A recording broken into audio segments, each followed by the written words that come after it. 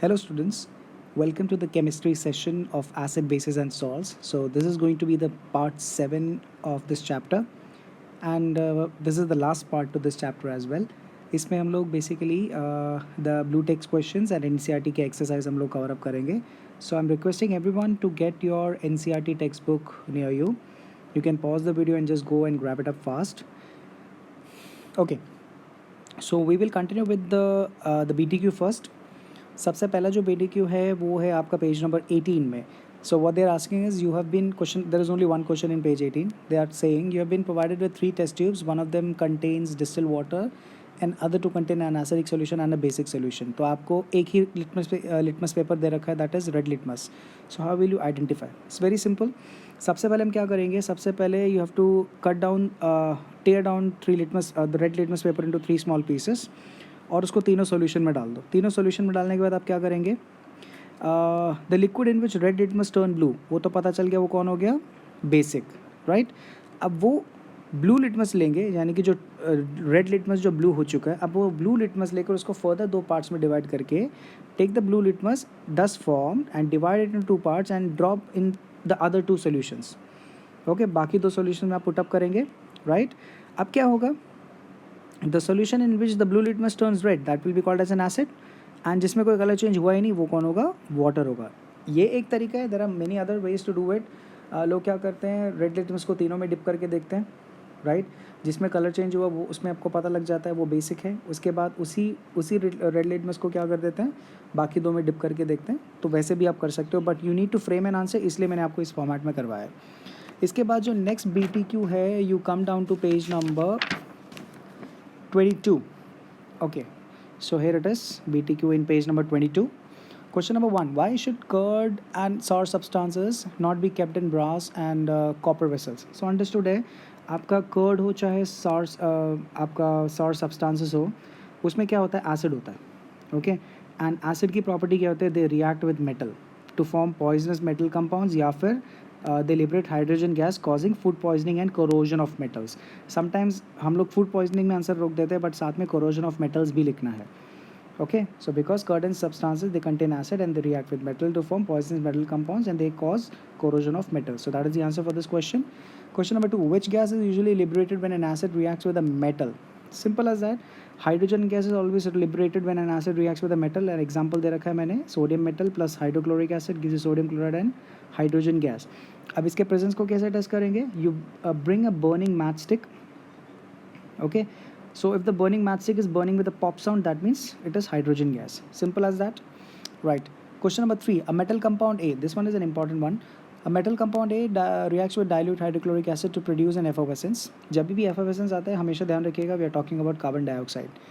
And then the gas evolved distinguishes. So यहाँ पे clarity आ गया कि carbon dioxide है. Write a balanced equation for the reaction if one of the compound is calcium chloride.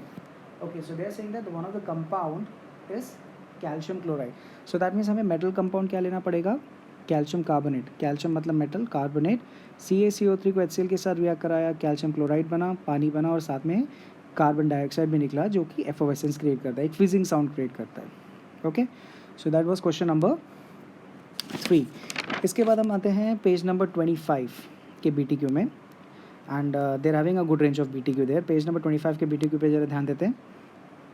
Okay, question number 1, why do HCl HNO3 show acidic character in aqueous solutions while solutions of compounds like alcohol and glucose do not show acidic character? Quite obvious. HCl हो चाहे HNO3 हो, aqueous solution में क्या produce करता है, यानी कि क्या फर्निश करता है, वो H प्लस आयंस फर्निश करते हैं. बट अगर आप ग्लूकोज को और अल्कोहल को पानी में डालोगे, यानी कि उनका एक्वस सोल्यूशन बनाते हो, they will not furnish H plus ions. Since they are not furnishing H plus ions, that means they will not show acidic character. Simple as that.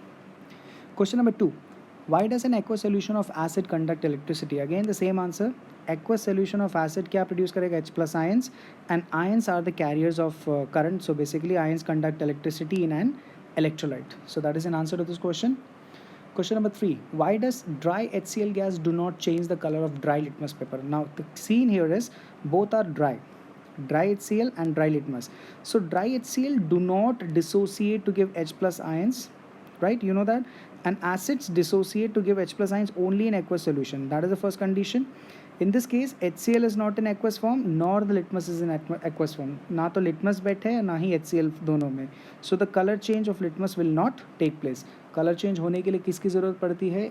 किसी भी एक कंपोनेंट का एक्वस सोल्यूशन होना ज़रूरत पड़ता है, या तो HCl मॉइस्ट हो या फिर लिटमस पेपर मॉइस्ट हो, क्योंकि वही H प्लस आइंस लिटमस के कलर को चेंज करता है. Okay, so moving on to the fourth question.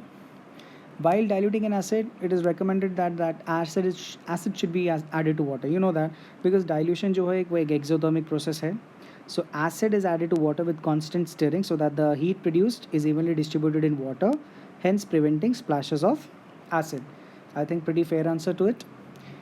Question number 5. How is the concentration of hydronium ions? Now this is important. The other two questions, the 5 and 6 question, they are important. They are like a little bit of logical based. Okay, वो कह रहा है hydronium ion concentration का क्या effect पड़ेगा अगर आपने acid को डाइल्यूट कर दिया, मतलब अगर आपने एसिड में पानी डाल दिया तो. So the concentration of hydronium ion decreases when acid is diluted.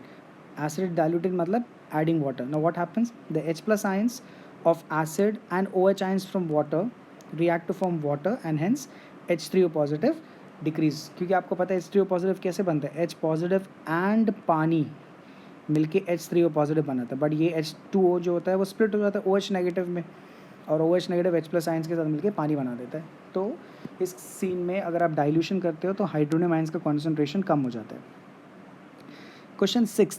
How is the concentration of hydroxide ion affected when excess base is dissolve? अगर ऑब्वियसली बात है भैया, बेस क्या करता है? OH नेगेटिव आयंस ही देता है, तो concentration of OH ions will increase, right, when excess base is dissolved in it, right? तो NaOH में अगर और आप बेस डाल देते हो तो OH नेगेटिव का काउंट बढ़ जाता है, because the amount of OH negative ions per unit volume increases. So the answer is pretty simple. OH negative ions का काउंट बढ़ जाता है, इसलिए OH नेगेटिव आयंस इंक्रीज हो जाता है. Correct. So that was question number 6. Now we will move on to question number page 28. This is page 28. Page 28 is here. Okay, page 28. Question number 1. You have two solutions A and B. The pH of A is 6 whereas the pH of B is 8. Which of the solution is more acidic? Hydrogen ion concentration, which is acidic and which is base? I think which is pretty simple. A का pH 6 है तो वो acidic होगा, B का pH 8 है तो वो basic होगा. Since वो acidic है तो acid में क्या होता है? More number of hydrogen ions होते हैं. Question number 2. What does the effect of concentration of H plus ions have on the nature of solution? Now this is a good question. हालांकि बहुत सिंपल क्वेश्चन है, but question जिस तरीके से पूछा है उन्होंने तो एकदम से समझ में नहीं आता. H प्लस आयन कॉन्सेंट्रेशन से हमें क्या पता लगता है? उसकी एसिडिटी पता लगती है, right? So the concentration of H plus ions determines the acidic nature,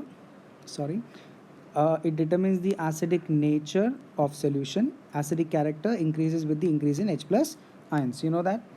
तो H प्लस आयन से हमें क्या पता लगता है? उनकी एसिडिक कैरेक्टर पता लगता है, एंड जिससे जैसे जैसे एसिडिक कैरेक्टर बढ़ता जाएगा हाइड्रोजन आयन कॉन्सेंट्रेशन भी बढ़ता जाएगा. Question number 3. Do basic solutions have H plus? Yes, they do have it. और वो H प्लस आयंस कहाँ से? From the ionization of water. मैंने आपको बताया था कि एसिड में H प्लस के अलावा OH नेगेटिव आयंस है, और बेस में OH नेगेटिव आयंस के अलावा H प्लस आयंस भी है, जो कि दोनों कहाँ से आते हैं? आयनाइजेशन ऑफ वाटर से. Got it? Okay, moving on to question number 4. Under what soil condition do you think the farmer is using calcium oxide, quicklime and slake lime, calcium hydroxide? So quite obvious, if the soil is acidic in nature, which is not good for agriculture, then the farmer treat the soil with CaO or CaOH whole twice. So that was the BTQ from page number 28. Let's move to the other BTQ, which is probably in page number 33. Okay, yeah. So coming to BTQ in page number 33, right? Question number 1. What is a common name for compound CaOCl2, that is calcium hypochlorite CaOCl2, जो कि हमारा bleaching powder है. Name the substance which on treatment with chlorine yields bleaching powder. Calcium hydroxide को जब आप Cl2 के साथ treat करोगे तभी आपको क्या मिलेगा? CaOCl2 मिलेगा. You can check it out from the preparation of bleaching powder from the last part. Question 3. Name the sodium compound which is used for softening hard water, washing soda. Question 4. What will happen if the solution of sodium hydrogen carbonate is heated? You know that baking soda वाला reaction. Sodium carbonate बनेगा, carbon dioxide release होगा और पानी बनेगा. So there is a reaction. Question 5, write an equation to show the reaction between plaster of Paris and water. So this is the reaction, this is POP. With required amount of water, it fetches you hard mass, or you can also call it as gypsum, right? But मैंने आपको बताया था कि sometimes some of the books they are not showing gypsum there because the properties of gypsum and this hard mass in a slightly different side of nature, right? Okay, so moving on to the exercise questions now. Page number 34. Let's come back to page number 34. Now they are having a good range of questions, but yes, more of them are repetitive in nature. Question number 1, a solution of red litmus turn blue. तो कौन है भैया? Basic है. Basic होने के लिए क्या category होगा? pH 10. So option D. Question number 2, a solution reacts with crushed eggshells. Crushed eggshells मतलब होता है CaCO3, calcium carbonate. Calcium carbonate किसके साथ रिएक्ट करता है? HCl के साथ रिएक्ट करता है. तो option is B. Point number 3, 10 ml of NaL solution requires 8 ml of HCl. How much will 20 ml require? Okay. So 10 ml में 8 ml चाहिए, तो 1 ml के लिए कितना चाहिए होगा? 8/10. So 20 ml के लिए कितना चाहिए होगा? 8/10 into 20, which is coming out to be 16, isn't it? So option number D. Question number 4, which one of the following type of medicines used for treating indigestion? That is an antacid. Option C. Question 5 में उन्होंने बोला word equations दिखाना है, word equations देना है with balance equation. Question A part is sulfuric acid react with zinc granules. So this is A part, zinc plus H2SO4, ZnSO4 plus H2. B part, dilute hydrochloric acid reacts with magnesium ribbon. B part is magnesium plus HCl gives you MgCl2 plus H2. Third part is aluminium reacts with third part, which is the C part, aluminium reacts with sulfuric acid. So Al plus H2SO4, Al2SO4 plus H2 balanced है. And the D part, it is iron plus HCl plus FeCl2 plus H2. Iron chloride plus hydrogen gas. Question number 6 is important. वो कह रहा है कि alcohol और glucose acid नहीं acidic property show नहीं करता. Describe with an activity. Okay, इसके लिए हम क्या करेंगे? हम लोग इलेक्ट्रोलाइटिक सेल क्रिएट करेंगे और जिसमें हम प्रूव करेंगे कि एक इस वाले केस में देखिए आप, एक मैंने बीकर लिया जिसमें HCl डाला हुआ है, HCl इज एन एसिड, और एक स्टैंड के हेल्प से मैंने एक सर्किट बनाया है जहाँ पे ये कंडक्टिंग वायर्स है, ये सारे कंडक्टिंग वायर्स है और एक एंड में बल्ब है. तो जब मैं स्विच ऑन करूँगा what will happen? Current will flow. अब क्योंकि HCl है, करंट यहाँ पे भी, और यहाँ पे मैंने एक वोल्टेज यानी कि बैटरी भी यूज़ किया है जो कि पोटेंशियल डिफरेंस प्रोवाइड करेगा, करंट प्रोवाइड करेगा. और क्योंकि अंदर HCl है, HCl विल कंडक्ट इलेक्ट्रिसिटी, यानी कि सर्किट यहाँ पे कंप्लीट हो रहा है जिसकी वजह से आपका ये ग्लो करेगा bulb. On the other case glucose और अगर अल्कोहल ले लूँ, ठीक है, वही सेम एपरेटस सेटअप किया है, मैंने बैटरी लिया है, कनेक्टिंग वायर्स भी लिया है, स्विच भी लिया है. जैसे ही मैं स्विच ऑन करूँगा, अब क्योंकि ग्लूकोज और अल्कोहल में आयंस नहीं बन रहे हैं, आयंस नहीं बन रहे तो इलेक्ट्रिसिटी कंडक्ट नहीं होगा, यानी कि सर्किट ब्रेक हो गया, तो यहाँ पे ग्लो नहीं होगा. So this way we can show that with an activity that glucose and alcohol does not conduct electricity. If they would have conduct electricity, then there should have been a glow there, isn't it? Right? Okay. So मैंने ऊपर ये लिखा हुआ है, bulb glows in HCl solution but it does not glow in alcohol or as no ions are formed. Question number 7 है, why does distilled water conduct electricity whereas rain does not? क्योंकि आपको पता है distilled water में क्या है, pure है, pure form of water है एंड उसमें कोई भी सोल्यूट नहीं है, hence no ions.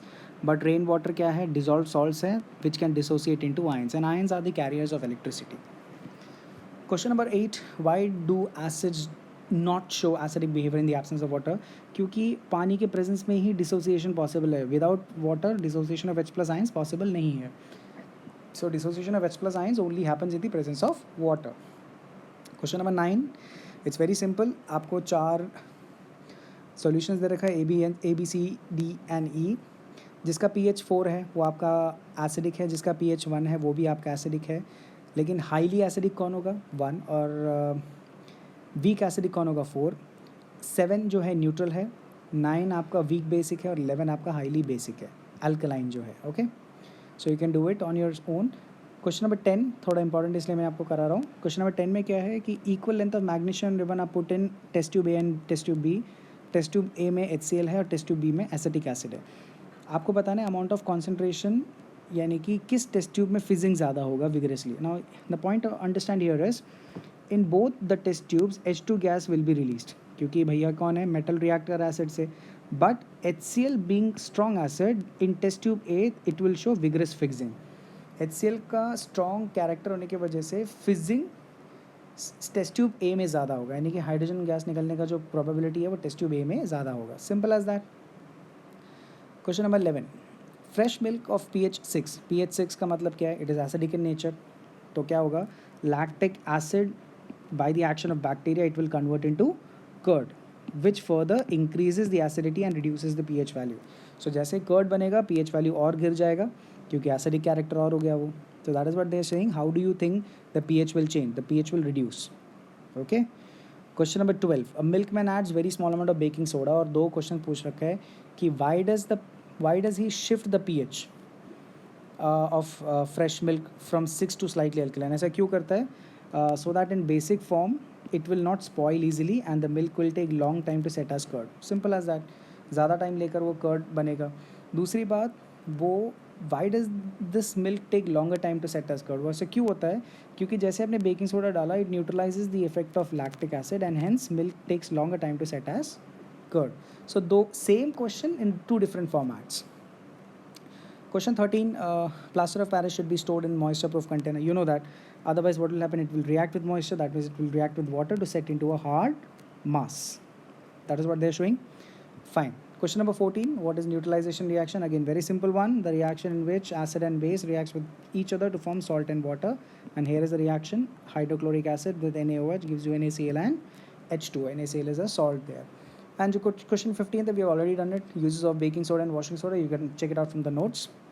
So this was your BTQ and NCRT questions. Please do note it out in your notes copy. इसको अच्छे से करिए. If you have any doubt, any query, please do ask me in the WhatsApp group. Right? I'll be coming with an assignment of this particular chapter in the coming class.